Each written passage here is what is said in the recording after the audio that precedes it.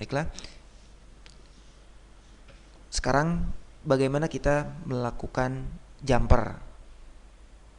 Jumper ini adalah menghubungkan suatu jalur yang putus. Dari titik ini kita akan jalur kepada titik B.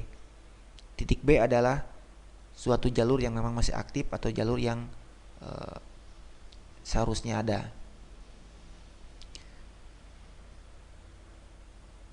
Seperti yang telah Anda lihat pada video teknik reparasi yang sebelumnya saya berikan, di sana terlihat gampang sekali di saat saya melakukan proses jumper. Di saat saya melakukan menyolder kawat jumper kepada mesin ponsel. Hal yang sulit adalah bukan bagaimana kita menjumpernya, tapi yang sulit itu adalah bagaimana kita mencari jalur yang putus tersebut. Dan bagaimana kita melakukan atau mengetahui jalur B tersebut berada. Caranya seperti berikut. Tadi kita telah ketahui bahwa jalur yang pertama ini adalah titik A-nya, anggap saja kita anggap titik A, dan kita sekarang akan mencari titik B. Titik A sekarang kita udah ketahui. Sekarang kita buka pada skema diagram. Jalur PCM ini akan masuk kepada komponen C479, 470, dan R474, C226. Jadi di sini terlihat banyak sekali jalur-jalur alternatif yang dapat kita analisa atau yang kita akan kita jumper ke arah sana. Dan tentunya jalur yang putus di sini mempunyai beberapa kemungkinan. Mungkin saja jalur yang putus ada di sini, mungkin di sini, mungkin di sini, dan mungkin di sini. Dan misalkan jalur tersebut adalah putusnya di sini, maka percuma bila kita hanya menjumper dari sini ke sini, karena jalur yang putus ada di sini. Jadi sebaiknya kita jumper dari sini langsung saja menuju ke sini. Oke. Di dalam skema diagram jelas terlihat jalur PCM ini akan masuk kepada komponen-komponen ini dan juga kepada C226. Sekarang kita ketahui di manakah posisi C226 ini berada. Sekarang kita lihat layoutnya.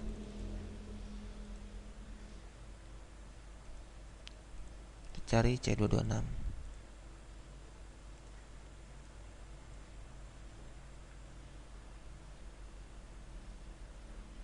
Ya. C226 ini berada pada sektor J5. J5 top 5 J arah sini. Oke. Ini adalah penempatan dari kapasitor C226. Sekarang kita lihat pada mesin yang sesungguhnya, yang manakah C226 ini.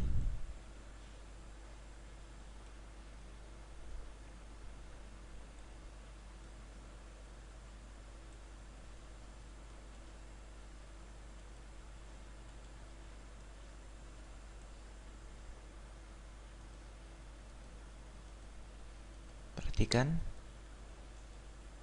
C226 yang ini.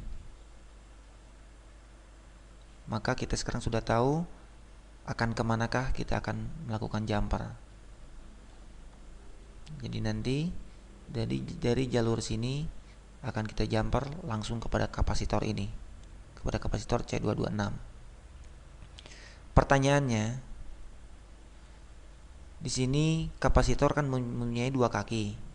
Jadi apakah kita jumper kepada kaki yang bagian bawah atau kita akan jumper kepada bagian atas? Dan di sini kita tidak bisa sembarangan saja kita menjumper. Kita lihat pada skema.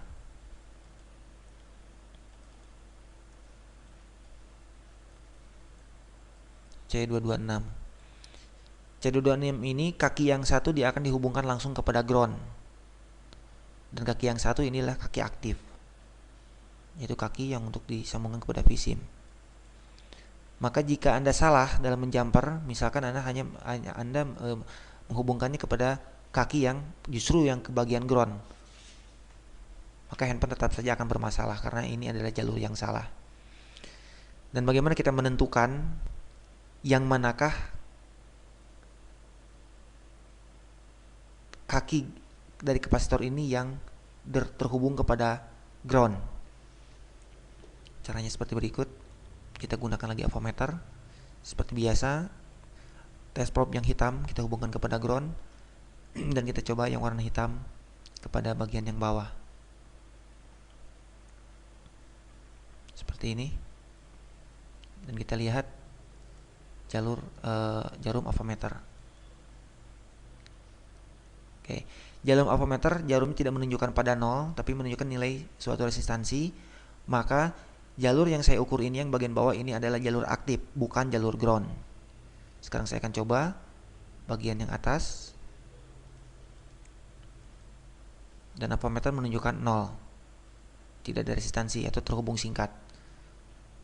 Sekarang kita telah mengetahui bahwa kaki atas bagian kapasitor ini adalah bagian atau jalur yang akan dihubungkan kepada ground.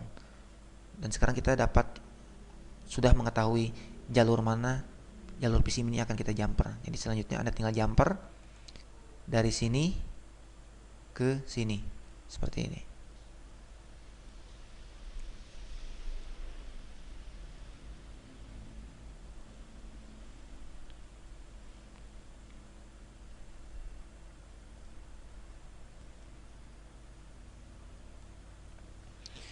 Untuk contoh kedua,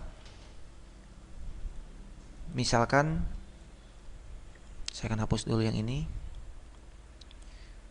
Misalkan jalur yang tengah ini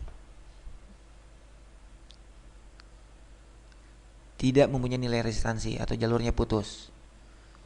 Sekarang kita akan mencari kemanakah jalur ini berada.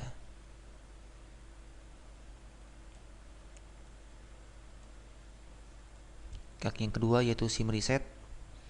SIM reset ini akan masuk kepada kapasitor C477 dan dia akan langsung masuk kepada IC EMIF.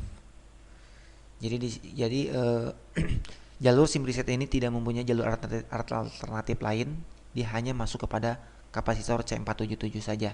Berbeda dengan yang vSIM yang tadi, kita dapat menjumpernya kepada C479 atau C470 atau yang lainnya. Nah, sedangkan untuk SIM reset ini hanya melewati satu komponen saja, yaitu C477. Baiklah, sekarang kita cari di manakah letak dari C477 ini.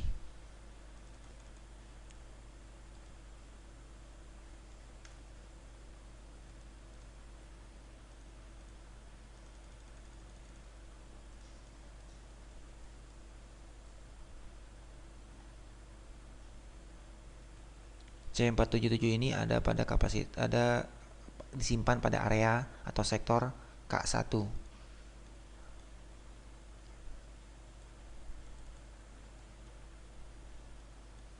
K1.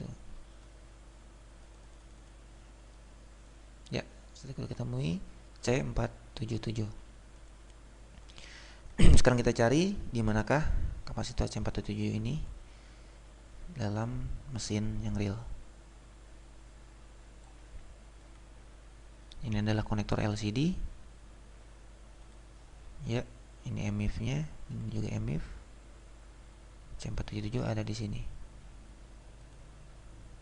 Oke, yang ini. Dan di sini kapasitor. Kapasitor ini mempunyai dua kaki dan akan dijumper kemana? Misalkan dari sini ke sini atau dari sini ke sini. Oke, kita dapat mengetahui dengan cara mengetahui posisi ground yang ada pada kapasitor ini dengan cara seperti biasa. Test probe yang warna hitam kita konekkan kepada bagian ground, lalu yang merah kita langsung hubungkan kepada kapasitor ini. Kita coba pada kapasitor bagian yang kiri.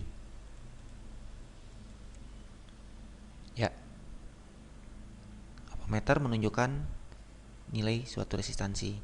Berarti yang jalur bagian kiri ini adalah jalur yang aktif. Dan yang kanan adalah jalur ground. Kita coba ukur. Ya, seperti ini. Maka sekarang kita dapat mengetahui menjumpernya, yaitu dari sini ke sini. Begitulah caranya melakukan jumper. Jadi pada materi tadi saya sudah menjelaskan bagaimana mencari suatu jalur dan kita dapat mengetahui titik A dan titik B untuk proses jumper.